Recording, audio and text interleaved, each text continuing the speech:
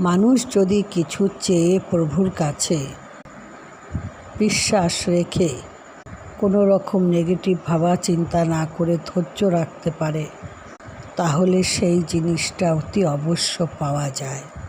তবে বিশ্বাস রাখতে হবে প্রভুর প্রতি, আর ধৈর্য হারালে চলবে না। ঈশ্বরকে অবিশ্বাস করলেও চলবে না। আর এটাও বুঝতে হবে, যদি সেটা তোমার জন্য উচিত হয় তাহলেই তুমি পাবে। তাই একটা নিশ্চিন্ত টাইম বানিয়ে নিতে হয়।